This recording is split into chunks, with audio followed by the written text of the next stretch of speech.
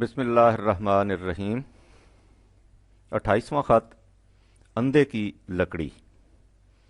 نہیں سلیم، یہ جو تم نے اندھوں کی قطار دیکھی ہے کوئی نئی چیز نہیں، ہم اپنے بچپن سے انہیں اسی طرح دیکھتے چلے آ رہے ہیں، اور اسی طرح ہمارے بڑے بوڑھوں نے انہیں دیکھا ہے۔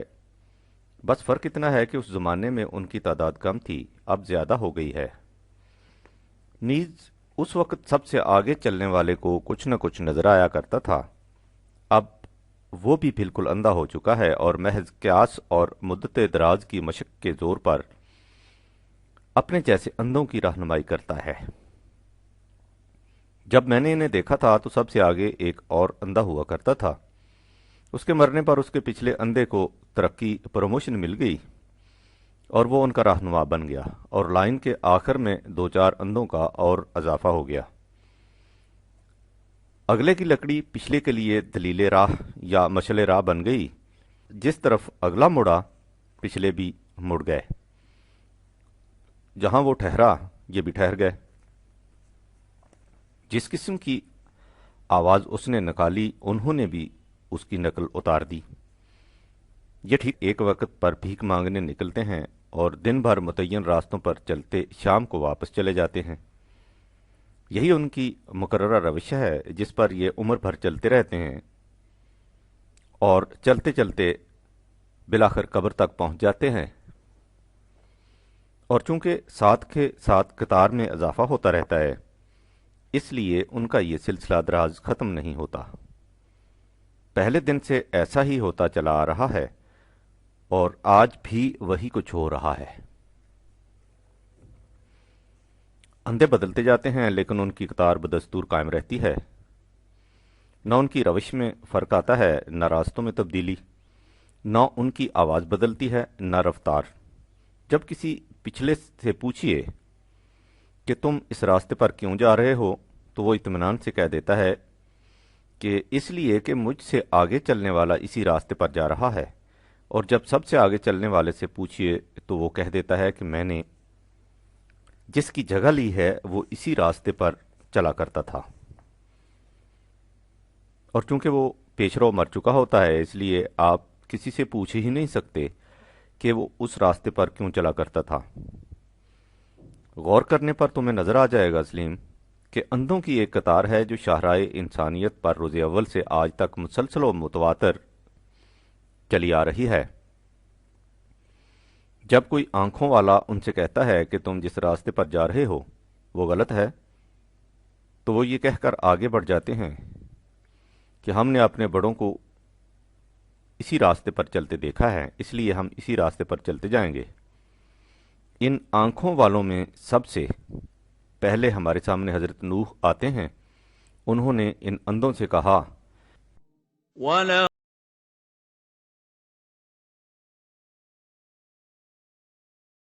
قَوْمِهِ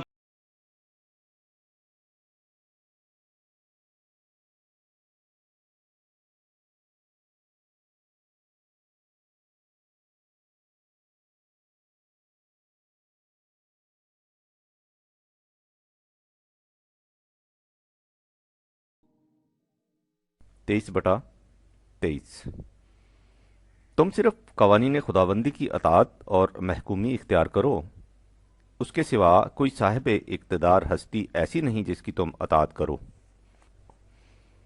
بات کس قدر صاف اور واضح تھی، لیکن انہوں نے نہ تو اسے قبول کیا اور نہ ہی اس کی تردید میں کوئی دلیل پیش کی۔ کہا تو صرف اتنا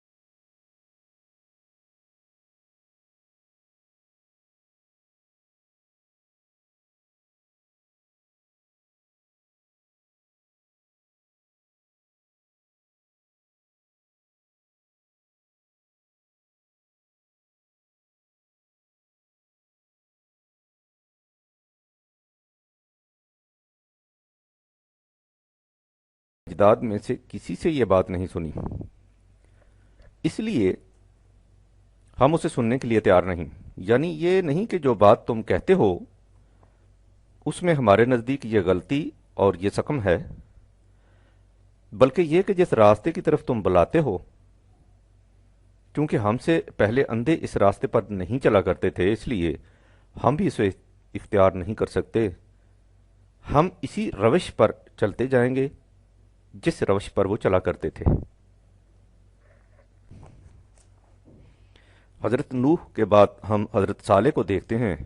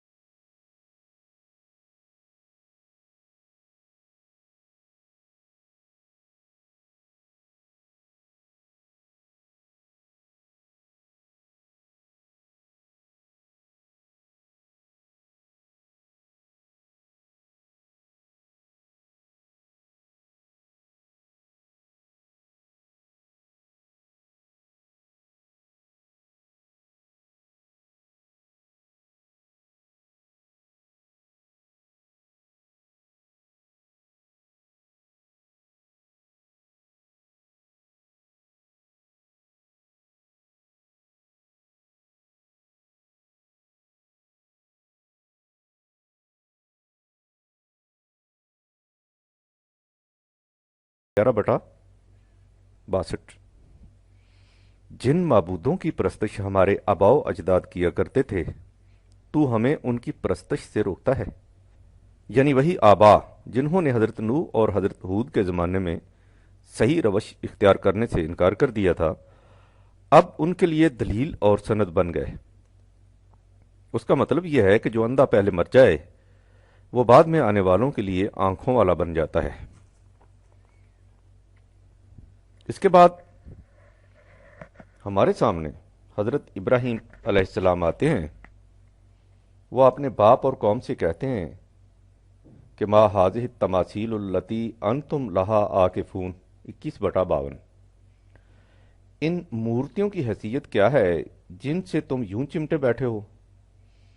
تم انہیں اپنے ہاتھوں سے تراشتے ہو اور پھر ان کے حضور سجدہ ریز ہو جاتے ہو۔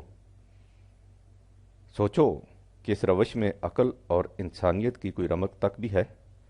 اس کے جواب میں ان اندھوں نے وہی کچھ کیا جو ان سے پہلے اندھے کہہ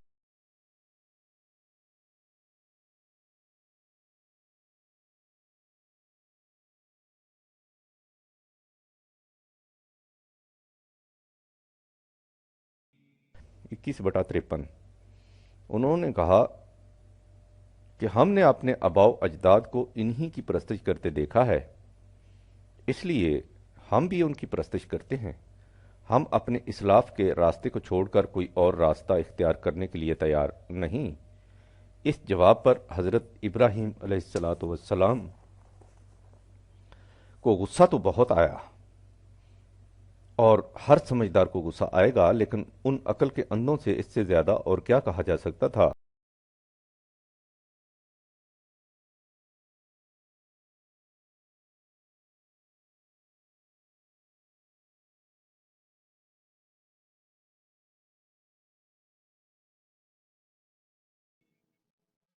اکیس بٹا 54۔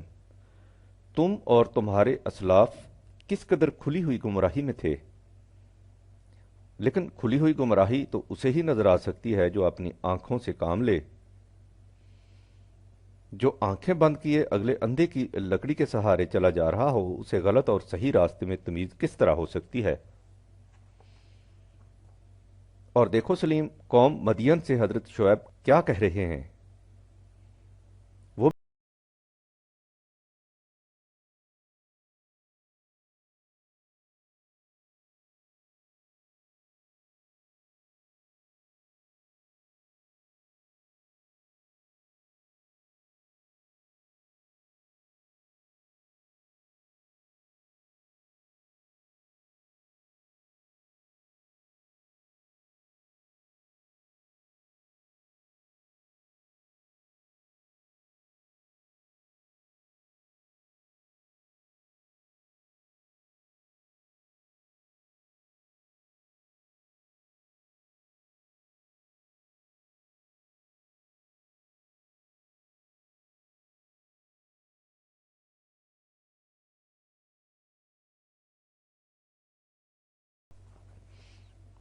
اطاعت اور محکومی صرف ایک خدا کے قانون کی ہو سکتی ہے، اس کے سوا کائنات میں کوئی اور صاحب اقتدار و اختیار نہیں۔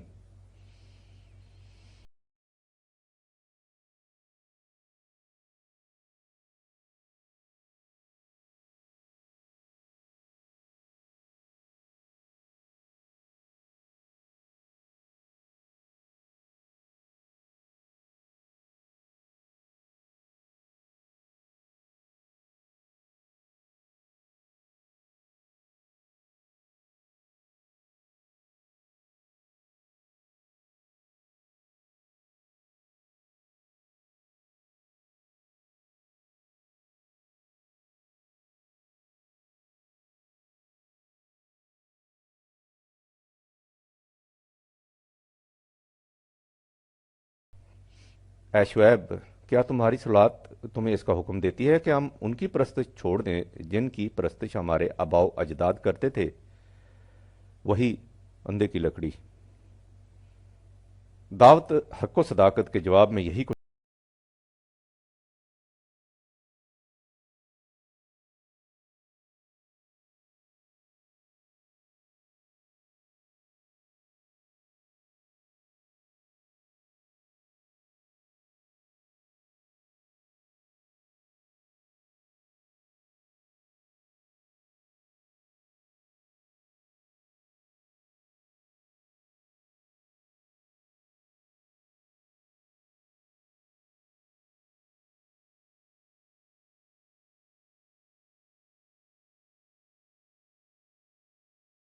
ہمارے پاس اس لیے آیا ہے کہ ہمیں اس راہ سے پھیر دے جس راہ پر ہم نے اپنے آباء و اجداد کو پایا ہے۔ تم نے دیکھا سلیم کہ شروع سے آخر تک کس طرح ان اندھوں کی طرف سے ایک ہی جواب ملتا چلا آ رہا ہے۔ اندھے اس کے سوا کوئی اور جواب دے ہی نہیں سکتے تھے، ان کے پاس اپنی روش کے جواز میں کوئی دلیل اور برہان نہیں ہوتی، اس لیے کہ دلیل اور برہان ان کے پاس ہوتی ہے جس نے کسی راستے کو دیکھ بھال کر اپنے انتخاب سے اختیار کیا ہو۔ لیکن جو شخص کسی راستے پر اس لیے چل رہا ہو کہ اس کے آباء و اجداد اسی راستے پر چلا کرتے تھے، اس کے لیے دلیل و برہان کا سوال ہی پیدا نہیں ہوتا۔ وہ اگر مسلمانوں کے گھر پیدا ہو گیا تو اس نے مسلمانوں کا راستہ اختیار کر لیا، اگر ہندوؤں کے گھر پیدا ہو جاتا تو انہی کے راستے پر چلنے لگتا۔ یہ تو انبیاء سابقہ کا تذکرہ تھا۔ جب نبی اکرم صلی اللہ علیہ وآلہ وسلم نے اپنی دعوت پیش کی ہے تو آپ کو بھی اس کا وہی جواب ملا پہلے انبیاء اکرام کو ملا کرتا تھا۔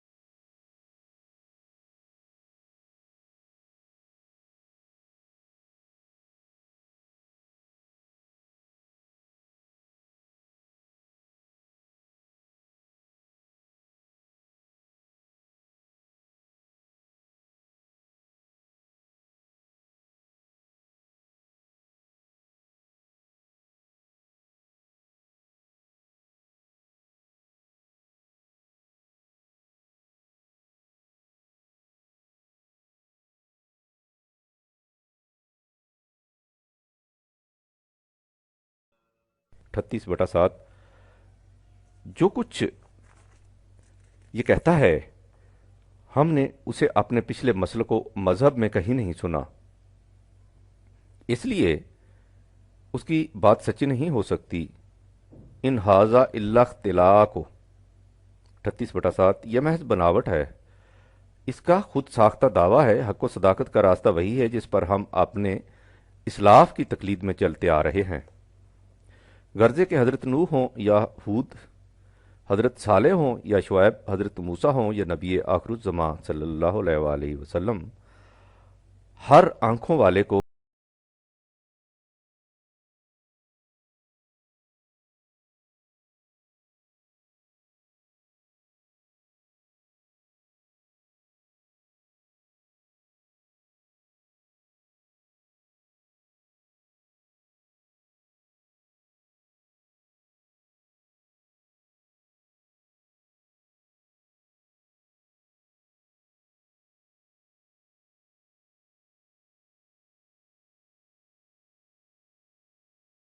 تینتالیس بٹا بائیس ہم نے اپنے اسلاف کو ایک طریق پر چلتے دیکھا ہے اور ہم انہی کے نقش قدم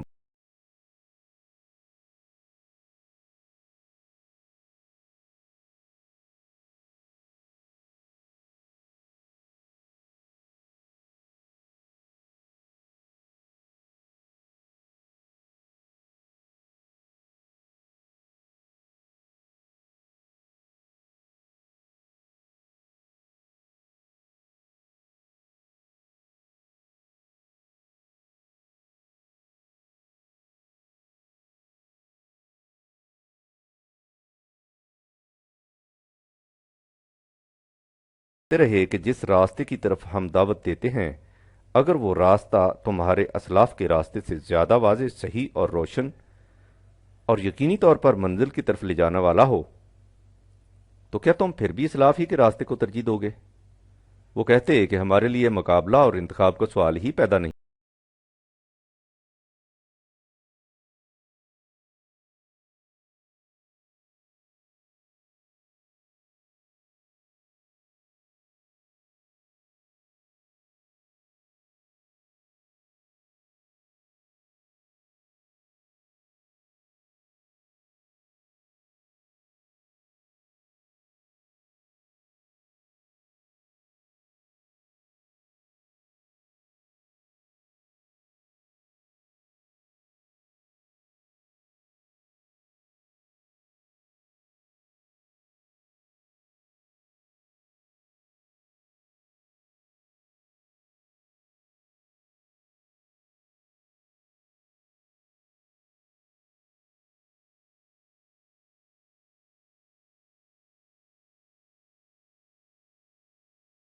43/23 ہم نے اپنے اسلاف کو ایک راستے پر چلتے پایا ہے اور ہم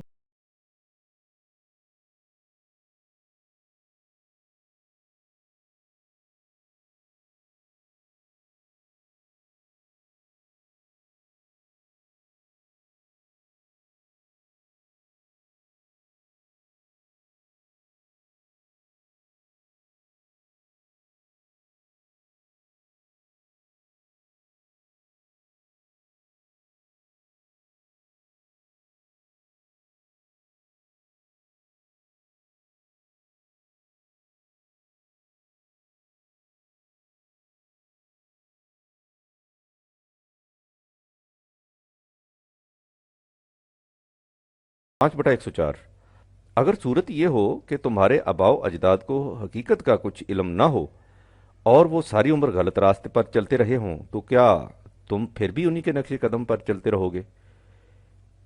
جواب ملتا کہ بے شک ہم اسی راستے پر چلتے رہیں گے، اس لیے کہ حسبنا ما وجدنا علیہ آباءنا 5/104 ہمارے اطمینان کے لیے یہ کافی ہے کہ ہم اپنے آباء کے راستے پر چل رہے ہیں، ہمیں اس سے زیادہ اور کسی چیز کی ضرورت ہی نہیں۔ تم نے دیکھا سلیم کہ شاہراہ انسانیت پر کس طرح اندھوں کی ایک قطار ہے جو مسلسل و متواتر ایک ہی ڈگر پر چلے جا رہی ہے۔ ہر پچھلا اندھا اگلے اندھے کو اپنا ہادی اور رہنما سمجھتا ہے اور اس کی لکڑی کو اپنی روش کے برسر حق ہونے کی دلیل و حجت قرار دیتا ہے۔ سوال یہ پیدا ہوتا ہے کہ لوگ آنکھیں رکھنے کے باوجود اس قسم کی اندھی روش کو پسند کیوں کرتے ہیں؟ قرآن نے اس کا جواب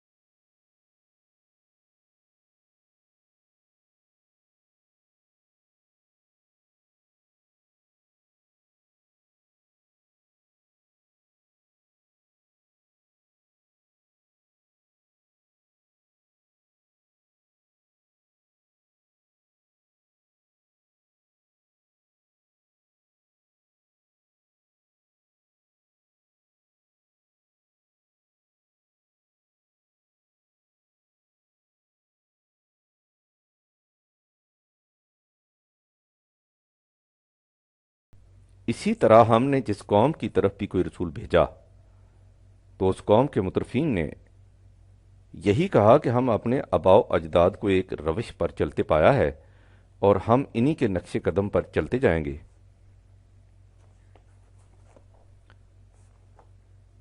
مترفین کے معنی ہیں وہ لوگ جو خود کچھ کام کرنا نہ چاہیں اور دوسروں کی کمائی پر عیش اڑائیں۔ سہیل انگار، محنت سے جی چرانے والے، اس میں دونوں باتیں آ گئیں۔ پہلی بات تو یہ کہ اندھی تقلید میں انسان کے ذہن کو ذرا بھی محنت نہیں کرنی پڑتی۔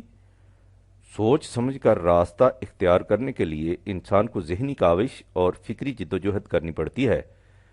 یہ کچھ آسان کام نہیں۔ اس کے برعکس اسلاف کی پامال راہوں اور آباء و اجداد سے وراثتاً منتقل ہو کر آنے والے مسلک پر چلنے کے لیے کسی سعی و کاوش اور تگ و تاز کی ضرورت ہی نہیں ہوتی۔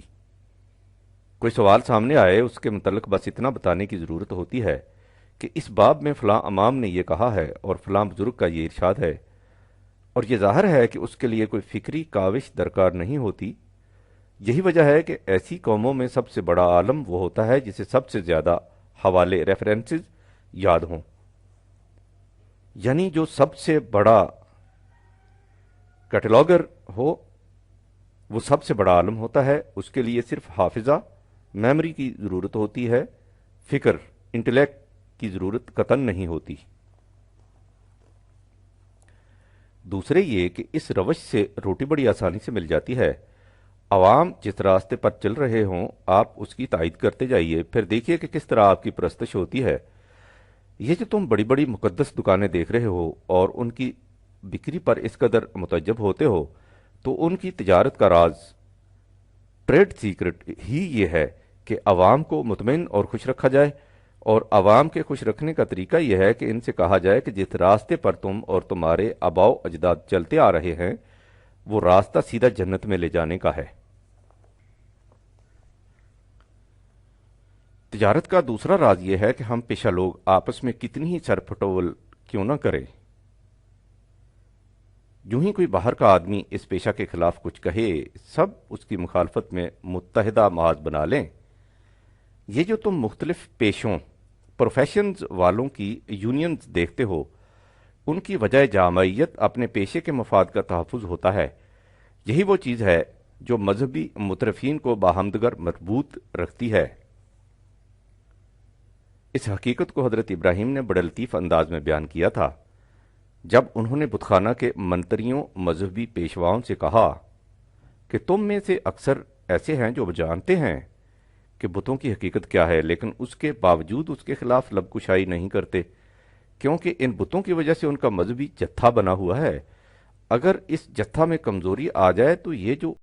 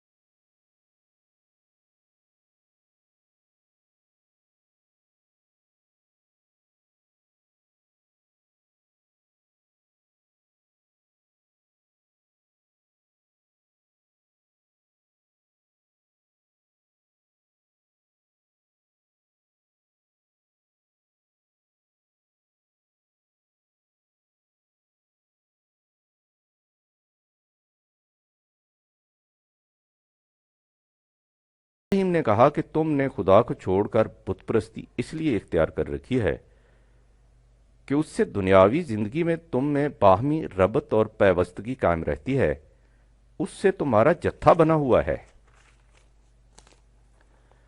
اور جتھے میں رہتے ہوئے تمہیں بہت سے مفاد حاصل ہیں۔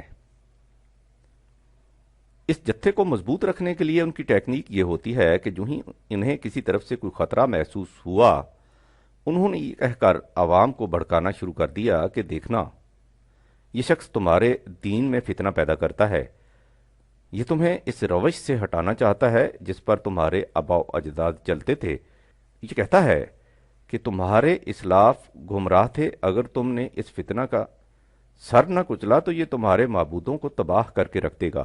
اٹھو، کالک طلوع ہو 29/24، اسے قتل کر دو۔ ہرکو ہو، اسے زندہ جلا دو۔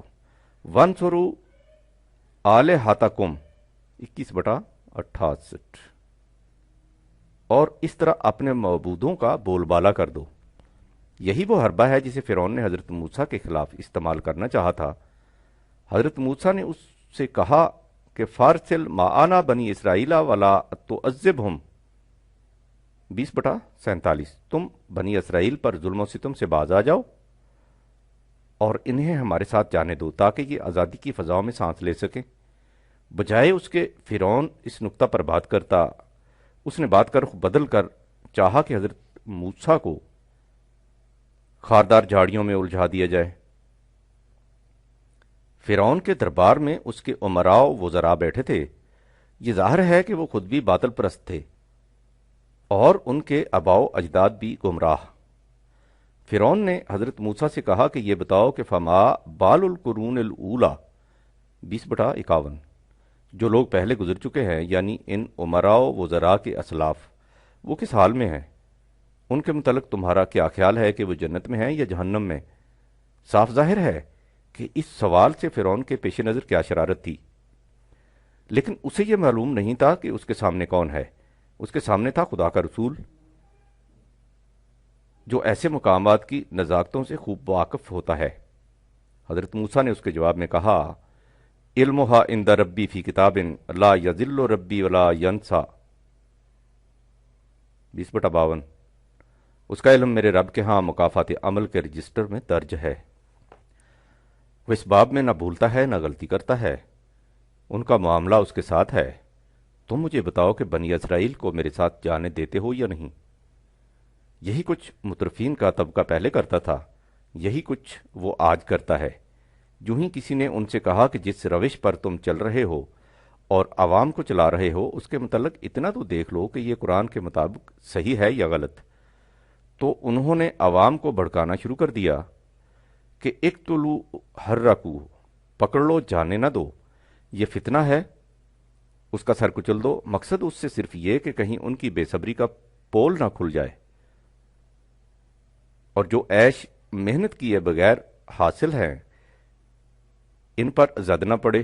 اس کے لیے ان کی انتہائی کوشش یہ ہوتی ہے کہ قوم کو سوچنے سے باز رکھا جائے، اس لیے کہ وہ جانتے ہیں کہ اگر ان کے متبعین نے سوچنا شروع کر دیا تو وہ ان سے باغی ہو جائیں گے۔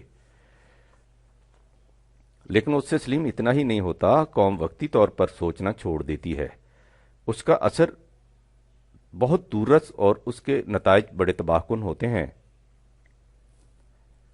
فطرت کا قانون یہ ہے کہ اگر کوئی ذی حیات کچھ عرصہ تک اپنے کسی عضو سے کام لینا چھوڑ دے اور یہ روش کچھ نسلوں تک متواتر قائم رہے تو اس کے بعد وہ عضو ہی معدوم ہو جاتا ہے۔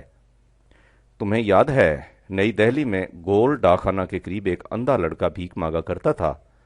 لوگ کہا کرتے تھے کہ وہ لڑکا شروع میں اندھا نہیں تھا، اس نے اندھا بن کر بھیک مانگنی شروع کی۔ وہ دن بھر اپنی آنکھیں بند کیے بیٹھا رہتا، 2-4 سال کے بعد اس کی بینائی سچ مچ جاتی رہی۔ یہی حال قوموں کا ہے، جب کوئی قوم اندھی تقلید کا مسلک اختیار کر کے غور و فکر کرنا چھوڑ دے تو کچھ مدت کے بعد اس قوم سے غور و فکر کی صلاحیت ہی سلب ہو جاتی ہے۔ تم مجھ سے بار بار پوچھا کرتے ہو کہ مسلمانوں میں ارباب فکر و نظر کا اس قدر قحط کیوں ہے، ان کے ہاں صاحبان عقل و بصیرت کیوں نہیں پیدا ہوتے، جبکہ دنیا کی دوسری قوموں میں اس کی اتنی فراوانی ہے۔ اس کی وجہ یہ ہے کہ اس قوم نے صدیوں سے فکر و بصیرت سے کام لینا چھوڑ دیا ہے، اس لیے فطرت کے اٹل قوانین کے مطابق ان سے فکر و تدبر کی صلاحیت ہی مفقود ہو گئی ہے۔ اس گول ڈاکخانے والے اندھے کی طرح ان کی بینائی سلب ہو چکی ہے۔ تقلید کا یہی نتیجہ ہوتا ہے۔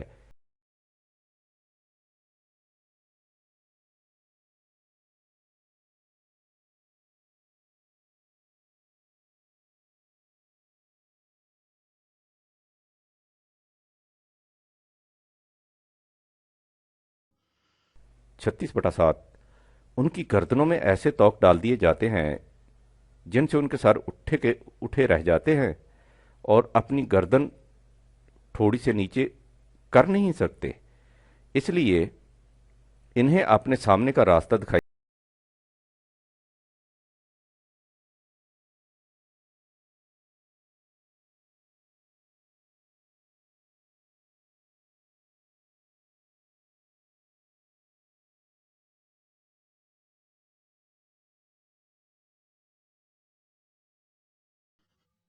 36/9 उनके सामने भी रोक पैदा हो जाती है और पीछे भी उनकी अक्लों पर पर्दे पड़ जाते हैं और उनकी बिनाई सल्ब हो जाती है।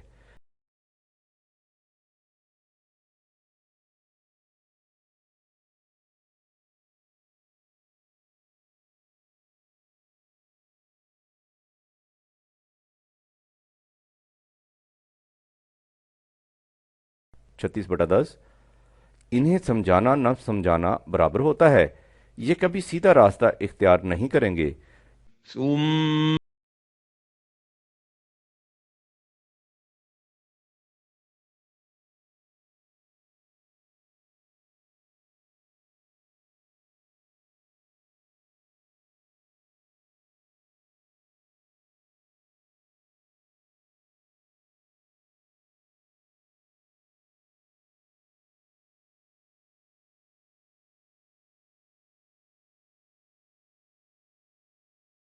69 उन्होंने जिस गुमराह कुन रवश पर अपने बाप दादों को पाया, उसी रवश पर ये खुद चले जा रहे हैं। चूंकि उनकी निगाहें हमेशा असलाफ की तरफ लगी रहती हैं, इसलिए उनके जहन में माजी तो दरकशिंदा और ताबनाक होता है और मुस्तकबिल तीरा उतार। उनसे जब सुनिए अपने माजी के किस्से दोहराते रहेंगे और उससे बहुत खुश होंगे। ये माजी को सतजग, हक को सताकत का ज़माना और मुस्तकबिल को कलजुग, तबाही का दौर करार देंगे। तुम्हें याद है शिमला में वो लड़का फतू गुजर, जब तुम्हें रास्ता दिखाने के लिए सड़क तक जाता था तो लालटेन लेकर तुम्हारे पीछे पीछे चलता था और तुम्हें बार बार कहना पड़ता था कि रोशनी लेकर आगे आगे चलो। लालटेन के पीछे रखने से तय करदा रास्ता तो रोशन हो जाता था, लेकिन सामने का रास्ता खुद तुम्हारे साय से तारीक तर हो जाता था। यही हालत माजी परस्त कौम की हो जाती है। उसके नज़दीक गुजरा हुआ ज़माना दरखशिंदा होता है और अपना ज़माना और आने वाला दौर तारीक, यही वो जहन्नमी जहनीत है जिसके मुतल्लिक कुरान कहता है कि वहाँ चेहरे उल्टे होते हैं, यानी आंखें सामने की बजाय पीछे की तरफ होती हैं।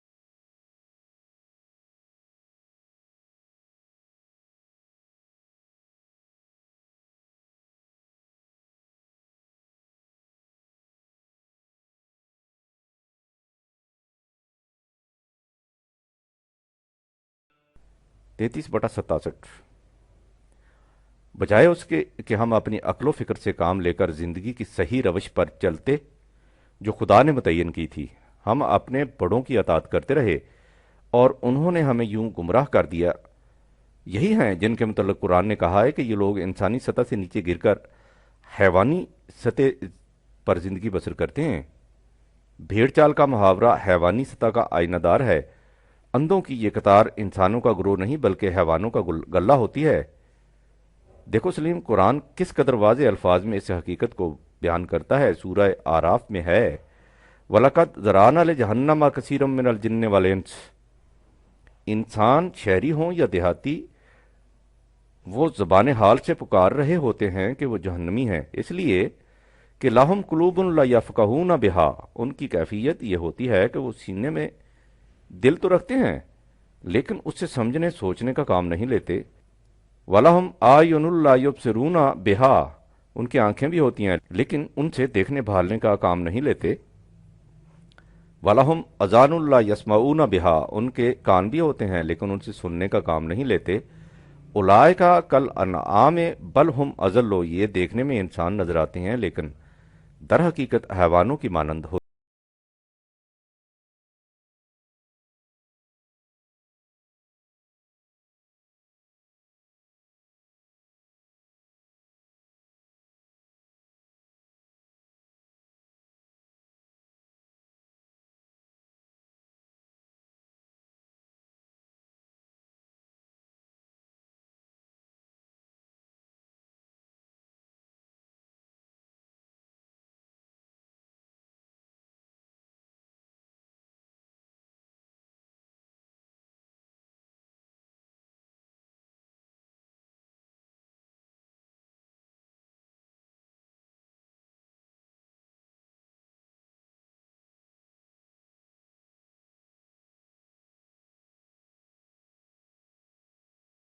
آسی۔ یہ لوگ اس حقیقت سے بے خبر رہتے ہیں کہ انسانیت نام ہی اس کا ہے کہ اپنی عقل و فکر سے کام لیا جائے۔ اندھوں کی قطار میں چلنے والے انسان ہی نہیں حیوان ہوتے ہیں۔ بھیڑ چال انسانیت کا خاصہ نہیں، حیوانی روش ہے۔ اسی حقیقت کو سورہ بقرہ میں بانداز دگر بیان کیا گیا ہے۔ پہلے یہ کہا کہ جب ان سے کہا جاتا ہے کہ ما انزل اللہ، قرآن کا اتباع کرو، تو یہ کہتے ہیں کہ نہیں، ہم تو اسی روش کا اتباع کرتے رہیں گے۔ ما الفینا علیہ اباءنا، جس پر ہم نے اپنے آباء و اجداد کو پایا ہے۔ اس کے جواب میں قرآن نے کہا ہے کہ خواہ تمہارے آباء و اجداد کچھ بھی عقل و شعور نہ رکھتے ہوں اور غلط راستوں پر چلتے رہے ہوں، تم اس پر بھی انہی کی پیروی کرتے رہو گے۔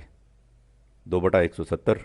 اس کے بعد ہے وَمَثَلُ الَّذِينَ كَفَرُوا كَمَثَلِ الَّذِي يَنْعِقُ بِمَا لَا يَسْمَعُ إِلَّا دُعَاءً وَنِدَاءً۔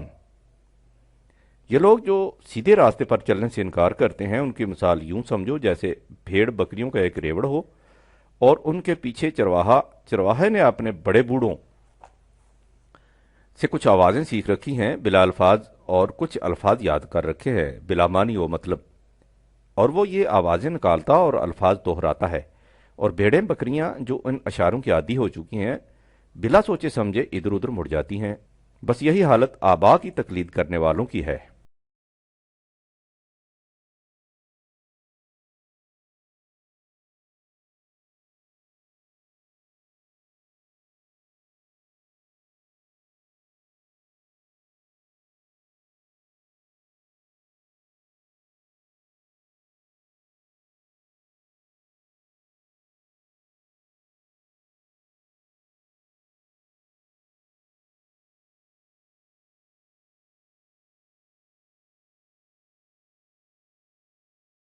ایک سو اکہتر۔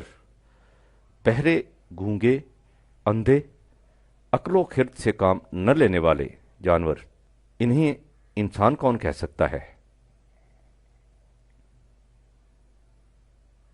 اس آیت پر پھر غور کرو سلیم کہ اذا قیل لہم اتبعوا ما انزل اللہ قالوا بل نتبع ما الفینا علیہ آباءنا، جب ان سے کہا جاتا ہے کہ ما انزل اللہ، قرآن کا اتباع کرو، تو یہ اس کے جواب میں کہتے ہیں کہ نہیں، ہم تو اس مذہب و مسلک کی پیروی کرتے رہیں گے جس پر ہمارے آباء و اجداد چلتے رہے ہیں۔ یعنی قرآن ما انزل اللہ کے اتباع اور ما الفینا علیہ آباءنا اسلاف کے مسلک کے اتباع کو ایک دوسرے کے مقابل لایا ہے۔ تم دیکھو گے سلیم کہ یہ چیزیں جس طرح نزول قرآن کے زمانہ میں حقیقت تھی، اسی طرح آج بھی حقیقت ہے۔ ہمارے ہاں بہت سے فرقے ہیں جن کی کیفیت یہ ہے کہ وہ ایک دوسرے کی تکفیر و تفسیق میں الجھے رہتے ہیں، لیکن اس کے باوجود وہ ایک دوسرے کو برداشت، ٹالریٹ کرتے ہیں، اس لیے کہ ان سب میں قدر مشترک اسلاف کی تقلید ہوتی ہے۔ فرقہ بنتا ہی اسلاف کی تقلید سے ہے، لیکن اگر کوئی شخص انہیں قرآن کے اتباع کی طرف دعوت دے تو یہ سب پنجے جھاڑ کر اس کے پیچھے پڑ جاتے ہیں اور اسے دین کا عظیم فتنہ قرار دیتے ہیں۔ اس کی وجہ وہی ہے جو قرآن نے بیان کی ہے۔ مختلف فرقے ایک دوسرے سے کتنا ہی اختلاف کیوں نہ رکھیں، ان میں سے کوئی بھی ما الفینا علیہ آباءنا کے خلاف نہیں ہوتا، اس کے خلاف آواز اسی کی ہوتی ہے جو قرآن کی طرف دعوت دیتا ہے۔ یہ آواز ان میں سے کسی کے لیے بھی قابل قبول نہیں ہوتی۔ اس کی وجہ قرآن نے سورہ بقرہ کی ایک آیت میں بیان کی ہے، لیکن آیت کے سامنے آنے سے پہلے ایک اہم نقطہ کا تمہیدن سمجھ لینا ضروری ہے۔ بچہ اپنی پیدائش کے بعد اپنی مملکت میں حکمران ہوتا ہے، جب جی چاہتا ہے سوتا ہے، جب جی چاہتا ہے جاگتا ہے۔ بھوک لگتی ہے تو اس کی ایک آواز رونے پر دودھ حاضر ہو جاتا ہے، سردی لگتی ہے تو خود بخود کپڑا اس کے اوپر آ جاتا ہے، گرمی لگتی ہے تو پنکھا ہلنے لگ جاتا ہے، وقص الحاظہ۔ لیکن جوں جوں وہ بڑا ہوتا ہے اس کے ان اختیارات و اقتدارات میں کمی واقع ہونی شروع ہو جاتی ہے۔ اب وہ گھر میں اپنے بجائے ایک اور شخصیت کو صاحب اختیار و اقتدار دیکھتا ہے۔ یہ شخصیت اس کے باپ کی ہوتی ہے، وہ گھر کا حاکم اعلیٰ ہوتا ہے، وہی کھانے پینے کو دیتا ہے، اسی کا فیصلہ ہر متنازع فی معاملہ میں قول فیصل ہوتا ہے، گھر کا ہر فرد اسی سے ہدایت لیتا اور اسی کے اشاروں پر چلتا ہے۔ یہ آسرا بچے کے لیے بہت بڑا آسرا اور یہ سہارا بہت محکم سہارا ہوتا ہے۔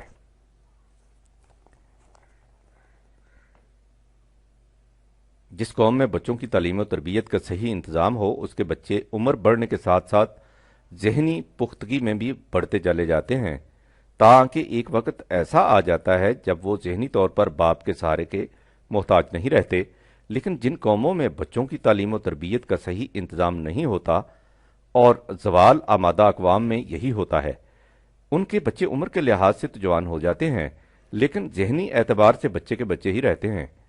اس لیے وہ عمر بھر سہاروں کے محتاج رہتے ہیں۔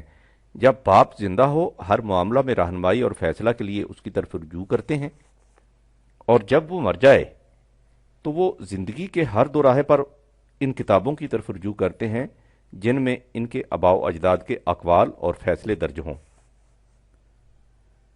ایسی قوموں کے نزدیک آباء و اجداد کی عقل سے بڑھ کر کسی کی عقل اور ان کے فیصلوں سے بہتر کسی کے فیصلے نہیں ہوتے۔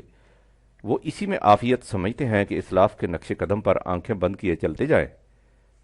وہ کچھ کرتے تو اس لیے ہیں کہ ان کا اپنا ذہن ناپختہ ہوتا ہے اور ان میں معاملات کے فیصلے کرنے کی صلاحیت نہیں ہوتی، لیکن چونکہ انسان کا نفس بڑا ہلا تراش واقع ہوا ہے، اس لیے وہ انہیں یہ محسوس ہی نہیں ہونے دیتا کہ وہ ایسا کچھ اپنی ذہنی کمزوری کی وجہ سے کرتے ہیں، کیونکہ اس سے ان کی شکست پندار ہوتی ہے، بلکہ انہیں سمجھاتا یہ ہے کہ وہ یہ کچھ اسلاف کے احترام اور بزرگوں کی تعظیم کی وجہ سے کرتے ہیں۔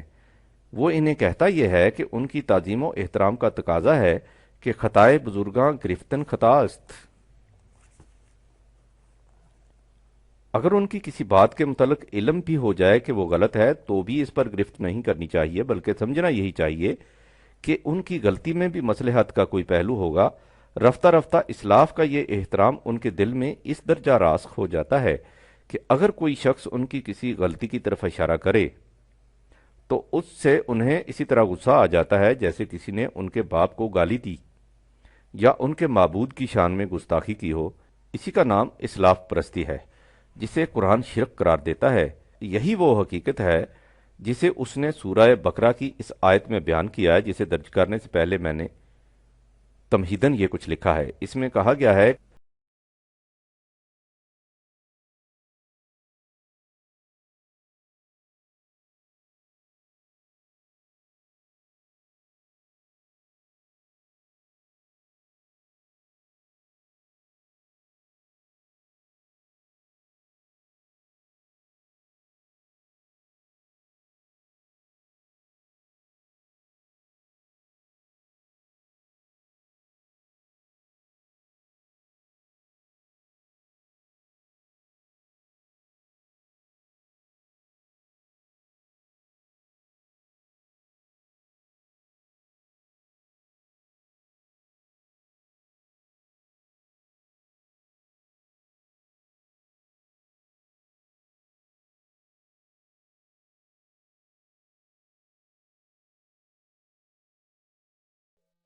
دو بٹا 165، ایسے لوگ بھی ہیں جو اللہ کے سوا اوروں کو اسی جیسا معبود بنا لیتے ہیں اور ان میں ایسی ہی کشش و جاذبیت محسوس کرتے ہیں جیسی خدا میں کرنی چاہیے۔ اس کے برعکس جو لوگ خدا کے بتائے ہوئے راستے کی صداقت پر یقین رکھتے ہیں، ان کے لیے قانون خداوندی کی کشش و جاذبیت سب سے بڑھ کر ہو جاتی ہے۔ والذین آمنوا اشد حبا للہ، 2/165۔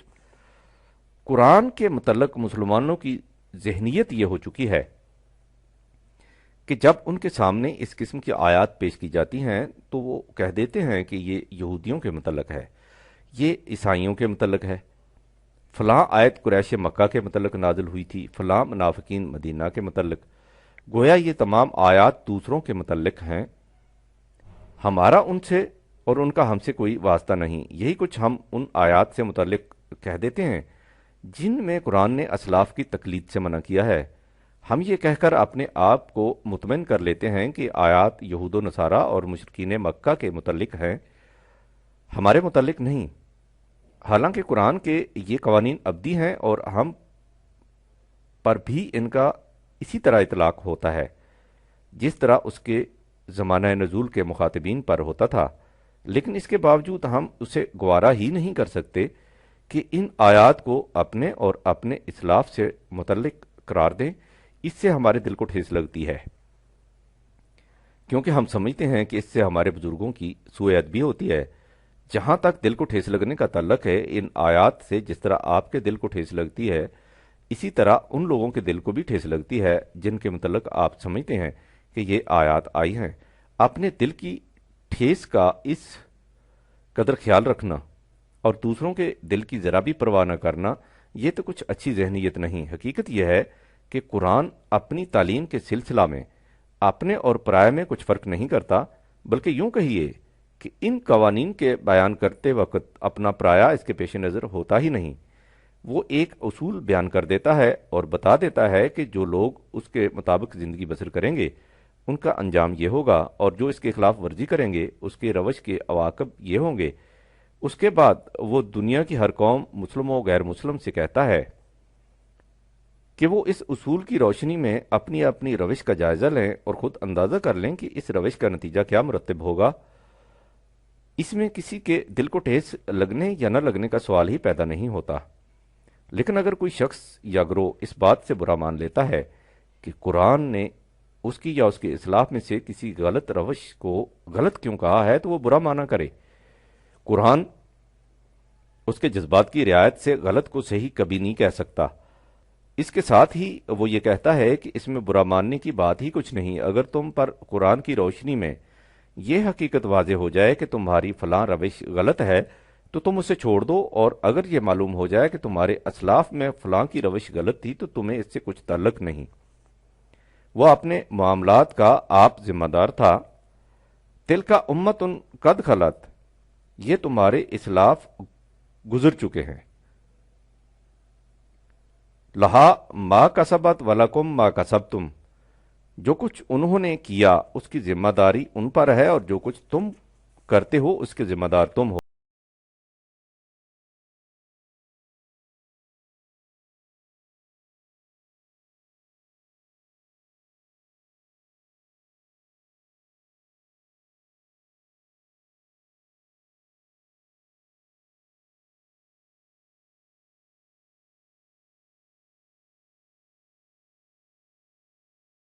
بٹا 141، تم سے یہ نہیں پوچھا جائے گا کہ انہوں نے کیا کیا تھا، اس لیے اس میں تمہارے برا ماننے کی کیا بات ہے۔ لیکن اصلاح پرستی کا برا ہو کہ انسان کو صداقت پسندی کی طرف آنے ہی نہیں دیتی۔ پھر اس حقیقت کا سمجھ لینا بھی ضروری ہے کہ قرآن یہ نہیں کہتا کہ تم اپنے اسلاف کے متعلق یہ فیصلہ کر لو کہ ان کی ہر بات غلط تھی۔ وہ کہتا صرف یہ ہے کہ ان کی باتوں کو قرآن کی روشنی میں پرکھ کر دیکھ لو، جو باتیں ان میں سے قرآن کے مطابق ہوں انہیں صحیح سمجھو، جو اس کے مطابق نہ ہوں انہیں غلط سمجھو، اس لیے کہ صحیح اور غلط کا معیار خدا کی کتاب ہے۔ انا ہدی اللہ هو الہدی، 2/120۔ ہدایت تو صرف وہی ہے جو خدا کی طرف سے ملی ہے۔ اس مقام پر ایک اور اہم سوال سامنے آتا ہے۔ ان اسلاف پرست حضرات کے سامنے جب اسلاف میں سے کسی کی کوئی ایسی بات پیش کی جائے جو قرآن کے خلاف ہو تو یہ اس کے جواب میں کہہ دیتے ہیں کہ ان کے سامنے بھی قرآن تھا اور وہ ہم سے بہتر قرآن سمجھتے تھے، لہٰذا جو کچھ انہوں نے کہا ہے اگرچہ وہ ہمیں قرآن کے خلاف نظر آتا ہے، لیکن ہمیں یہی سمجھنا چاہیے کہ وہ قرآن کے خلاف نہیں ہو سکتا۔ اس دلیل کو سلیم ذرا آگے بڑھاؤ تو یہ حقیقت نکھر کر سامنے آ جائے گی کہ اس خیال کے مطابق قرآن اب ہمارے لیے بیکار ہے، اس لیے کہ قرآن کی ہر آیت کے متعلق اسلاف نے کچھ نہ کچھ لکھ دیا ہے، اور چونکہ ہم نے اسی کو قرآن کی تعلیم سمجھنا ہے جسے ان اسلاف نے لکھ دیا ہے، اس لیے ہمارے لیے ان اسلاف کے نوشتے ضروری رہ گئے، نہ کہ قرآن۔ اگر ہمارے پاس یہ نوشتے موجود ہوں اور قرآن نہ ہو تو اس سے کچھ کمی واقع نہیں ہوگی، لہٰذا ہمارے لیے قرآن بیکار ہے، اور اس کا عملی ثبوت یہ ہے کہ ہمارے ہاں قرآن کا مصرف صرف اس کی تلاوت پڑھ لینا رہ گیا ہے، عمل اسی پر ہے جو اسلاف نے لکھ دیا ہے۔ چنانچہ ہمارے زمانے میں جو لوگ قرآن کی تفاسیر لکھتے ہیں ان میں زیادہ سے زیادہ زبان ان کی اپنی ہوتی ہے، مطالب و معانی سب وہی ہوتے ہیں جو اسلاف نے بیان کر دیے ہیں۔ اگر کوئی شخص قرآن کا کوئی ایسا مفہوم بیان کرے جو اسلاف کے بیان کردہ مفہوم سے مختلف ہو تو اس کی اس کوشش کو مردود اور اسے دین کے لیے فتنہ قرار دے دیا جاتا ہے۔ ہمارے ہاں قرآن کی وہی تفسیر معتبر سمجھی جاتی ہے جو سلف کے مسلک کے مطابق ہو۔ قرآن میں بے شمار آیات ہیں جن میں تدبر و تفکر غور و فکر کا حکم دیا گیا ہے۔ قرآن نے یہ نہیں کہا کہ یہ حکم کسی خاص زمانے کے لوگوں کے لیے ہے، اس کے بعد یہ حکم منسوخ سمجھا جائے، لہذا تدبر فی القرآن کا حکم ہمارے لیے بھی ویسا ہی ہے جیسا ہمارے اسلاف کے لیے تھا، لیکن ان حضرات کے تصور کے مطابق ہمارے لیے یہ حکم منسوخ ہے۔ تدبر جو کچھ کیا جانا تھا اسلاف نے کر لیا، لیکن اگر بغور دیکھا جائے تو انہوں نے بھی تدبر نہیں کیا، بلکہ کسی نے بھی نہیں کیا، اس لیے کہ سب سے پہلے قرآن پر تدبر نبی اکرم صلی اللہ علیہ وآلہ وسلم نے کرنا تھا، لیکن ان حضرات کے عقیدہ کے مطابق حضور کو قرآن کی تفسیر بھی وحی کے ذریعے بتا دی گئی، اس لیے آپ کے لیے تدبر کی کوئی گنجائش نہ رہی۔ آپ کے بعد ہمارے اسلاف کے لیے بھی تدبر کا سوال پیدا نہیں ہوتا تھا، کیونکہ قرآن کی تفسیر روایات میں آ چکی تھی اور روایات کی موجودگی میں تدبر کی گنجائش ہی نہ تھی۔ اس کے بعد ہم ہیں، ہمارے لیے بھی تدبر کی گنجائش نہیں، لہٰذا سوچئے کہ قرآن نے جو تدبر و تفکر کا حکم دیا ہے تو وہ کس کے لیے ہے؟ یہ تمہیں معلوم ہی ہے سلیم کہ خدا نے دین کو قرآن میں مکمل کر دیا اور قرآن کی حفاظت کا ذمہ خود لے لیا، اس کے بعد سلسلہ نبوت کو ختم کر دیا۔ رسول اللہ نے اپنی احادیث تفسیر قرآن کا کوئی مجموعہ امت کو نہیں دیا، اور نہ ہی خلفائے راشدین یا صحابہ نے کوئی ایسا مجموعہ مرتب کیا۔ احادیث کے جو مجموعے ہمارے پاس ہیں ان میں بھی تفسیر کا باب بڑا مختصر ہوتا ہے، اور ان روایات کے متعلق امام احمد بن حنبل کا قول ہے کہ ان کی کوئی اصل نہیں۔ اس سے انسان ایک ہی نتیجہ پر پہنچتا ہے، اور وہ یہ کہ خدا اور اس کے رسول نے امت کے لیے تدبر کا دروازہ کھلا رکھا ہے۔ قرآن کی سب سے بڑی خصوصیت یہ ہے کہ اس میں انسانیت کو پہلی مرتبہ بالغ ٹریٹ کیا گیا ہے۔ اس کے معنی یہ ہیں کہ انسان کو زندگی کے محکم اور غیر متبدل اصول دے کر آزاد رکھا گیا ہے کہ وہ ان قوانین کی روشنی میں اپنے مسائل کا حل آپ تلاش کرے۔ اس کا نام تدبر فی القرآن اور تفکر فی الکائنات ہے۔ لہذا سوچو سلیم کے تدبر و تفکر کے جس دروازے کو خدا اور اس کے رسول نے اس طرح کھلا چھوڑا تھا، ہماری اصلاح پرستی کے جذبے نے اسے کس بری طرح سے بند کر رکھا ہے۔ انہوں نے، خدا اور رسول نے، انسان کو بالغ قرار دیا تھا، ہم نے اپنے آپ کو پھر بچہ بنا لیا اور زندگی کے ہر قدم پر فیصلوں کے لیے پیچھے تکنے لگ گئے۔ اپنی اس سہل انگاری اور عافیت کوشی کا نام اتباع سلف رکھ لیا، اور اپنے ذہن کی ناپختگی کو بزرگوں کے احترام کے مقدس نقاب میں چھپانے کی کوشش کرنے لگے، اور یوں آپ نے آپ کو مطمئن کر لیا کہ ہم زندگی کے صحیح راستے پر چل رہے ہیں، حالانکہ ان بزرگوں نے کبھی یہ نہیں کہا تھا کہ تم ہماری بات کو آنکھیں بند کر کے تسلیم کر لینا۔ ان کے متعلق ایسی روش کا اختیار کرنا خود ان کے منشا کے خلاف ہے، اور ناراضگی کا باعث یہی وہ حقیقت ہے جس کی طرف قرآن نے یہ کہہ کر اشارہ کیا ہے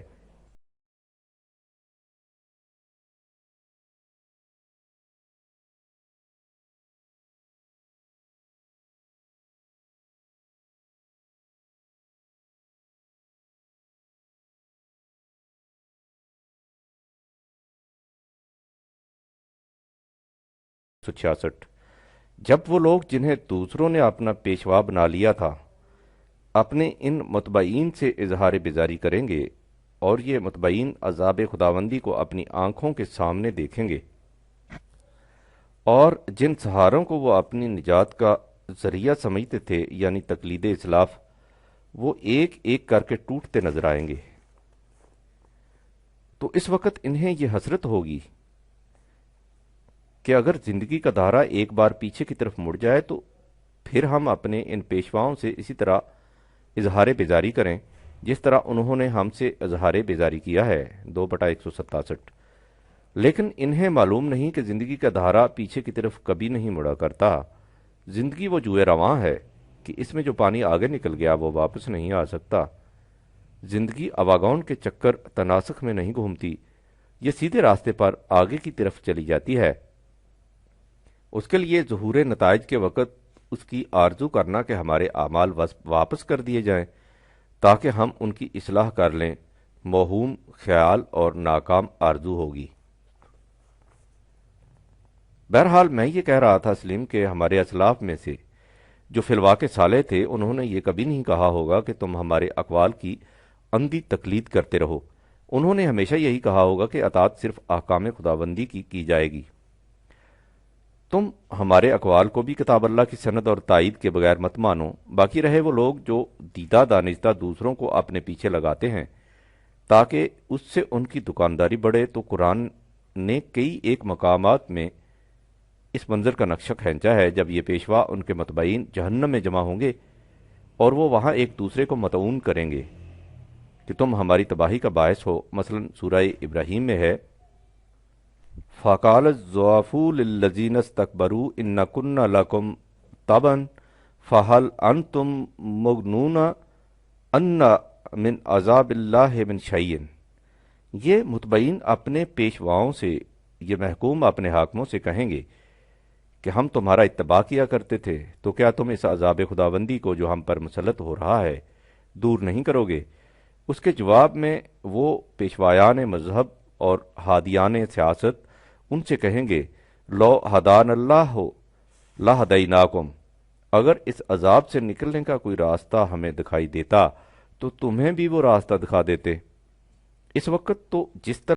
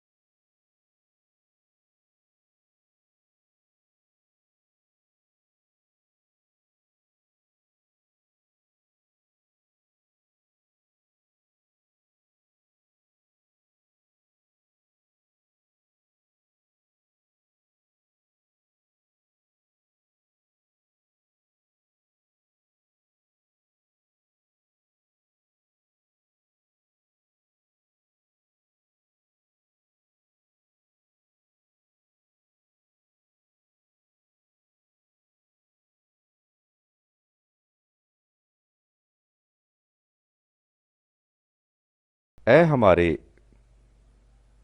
پروردگار تو انہیں دگنا عذاب دے، ایک ان کی اپنی غلط روی کی وجہ سے اور ایک اس وجہ سے کہ انہوں نے ہمیں گمراہ کیا، اس لیے انہیں خوشگواریوں اور سعادتوں سے دور رکھ، بہت دور۔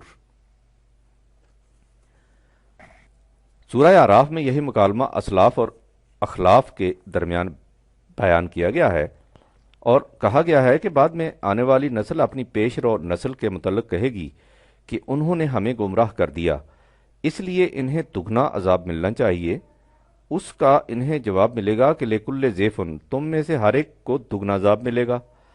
پہلی نسل کو اس لیے کہ وہ خود غلط روش پر چلے اور آنے والوں کے لیے غلط روی کا نمونہ بن گئے، اور تمہیں اس لیے دگنا عذاب دیا جائے گا کہ تم بھی تو اپنے بعد میں آنے والوں کے لیے بری مثال قائم کر گئے۔ وہ تمہارے اسلاف تھے تو تم بعد میں آنے والوں کی اسلاف تھے۔ یہی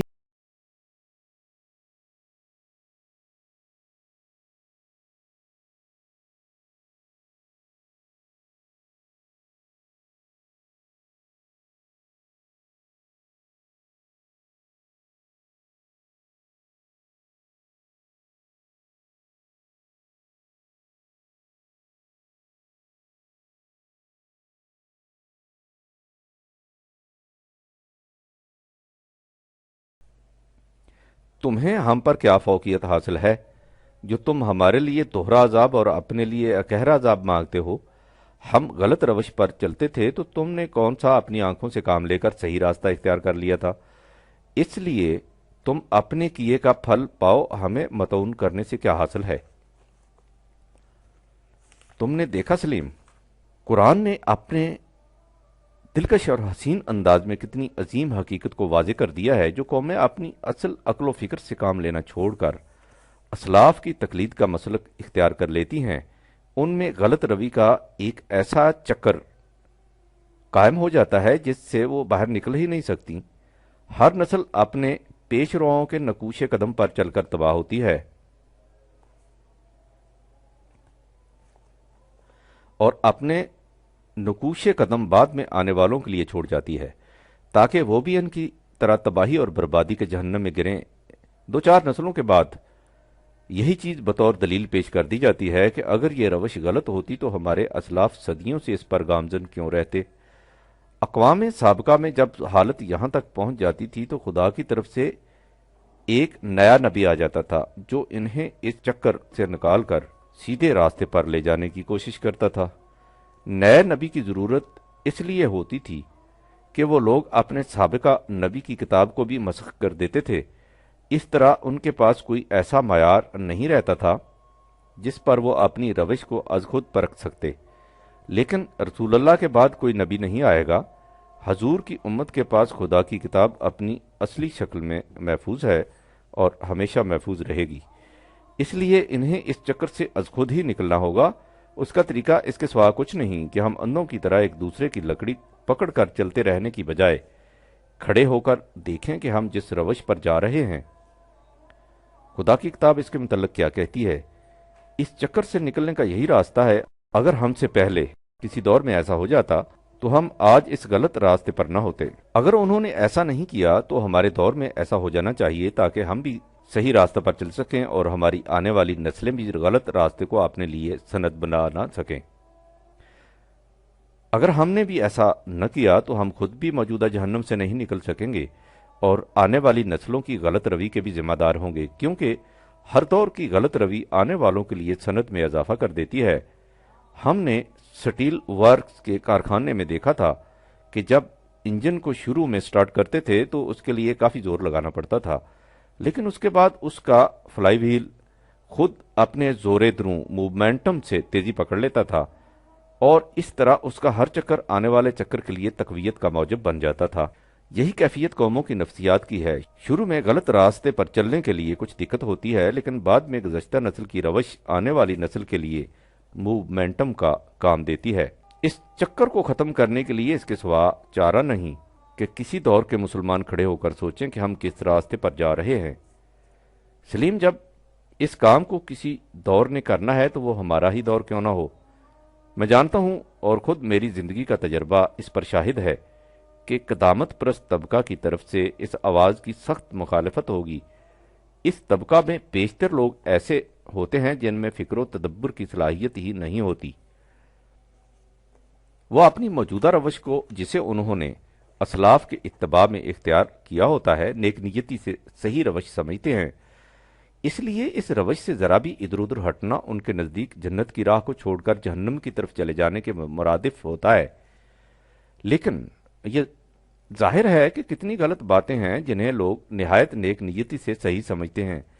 اس لیے نیک نیتی اس امر کی دلیل نہیں ہو جاتی کہ وہ بات صحیح بھی ہے، لیکن ان میں کچھ لوگ ایسے بھی ہوتے ہیں جو جانتے ہیں کہ یہ روش غلط ہے، لیکن چونکہ اس سے ان کے مفاد وابستہ ہوتے ہیں، اس سے عوام میں نہایت آسانی سے مقبولیت، پاپولیرٹی حاصل ہوتی ہے اور دکانداری کو فروغ، اس لیے وہ ہر اس آواز کی مخالفت کرتے ہیں جو اس راستے پر تنقیدی نگاہ ڈالنے کی دعوت دے۔ وہ اس مخالفت میں نہایت اونچے حربے اختیار کرتے اور کمینے ہتھیاروں پر اتراتے ہیں۔ لہٰذا اس آواز کے بلند کرنے کے لیے بڑی جرت کی ضرورت ہوتی ہے۔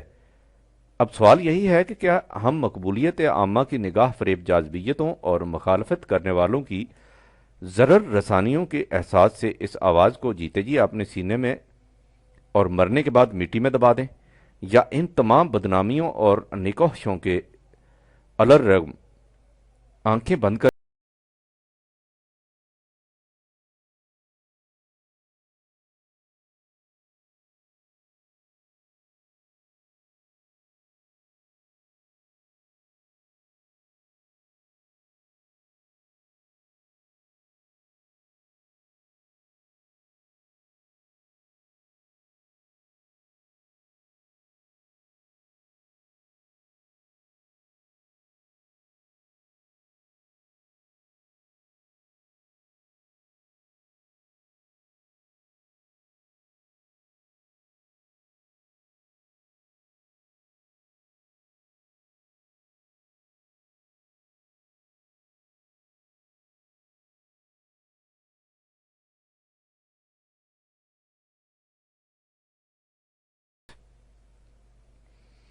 میں تم سے فقط ایک بات کہنا چاہتا ہوں، اور وہ یہ ہے کہ تم خدا کے لیے دو دو ایک ایک کر کے کھڑے ہو جاؤ اور پھر سوچو۔ اگر اس انبوہ کثیر میں سے کچھ لوگ بھی اس آواز پر کھڑے ہو گئے تو سمجھ لو سلیم کہ اس سے آدھا کام ہو گیا، اس لیے کہ جو شخص اندھا دھند چلے جانے کے بجائے کسی پکارنے والے کی آواز پر رک جائے تو اس کے معنی یہ ہے کہ وہ اپنی روش پر نظر ثانی کے لیے تیار ہے، یا اسے کم از کم اپنی موجودہ روش کے بارے میں کچھ تردد ضرور لاحق ہو گیا ہے۔ اگر ایسا نہ ہوتا تو وہ رکتا ہی کیوں؟ اور اس کے بعد اگر اس نے قرآن کی روشنی میں سوچنا شروع کر دیا تو پھر کام بن گیا۔ ہو نہیں سکتا کہ کوئی شخص قرآن کی روشنی میں غور و فکر کرے اور صحیح راستہ اس کے سامنے نہ آ جائے، اور وہ صحیح راستہ اس کے سوا اور کون سا ہے کہ انسان آنکھیں بند کر کے دوسروں کے پیچھے پیچھے نہ چلتا جائے، بلکہ وحی کی روشنی میں خود اپنی آنکھوں سے کام لے کر خدا کے بتائے ہوئے صراط مستقیم پر چلے۔ یہی مسلک قرآن کا بتایا ہوا ہے جس پر نبی اکرم گامزن تھے صلی اللہ علیہ وآلہ وسلم۔ چے خوشبودے اگر مرد نکو پہ، زبندے پاس تاں آزاد رفتے، اگر تقلید بود شیوائے خوب، پیغمبر ہم رہے اجداد رفتے۔ اقبال۔ وسلام، پرویز، جون 1957۔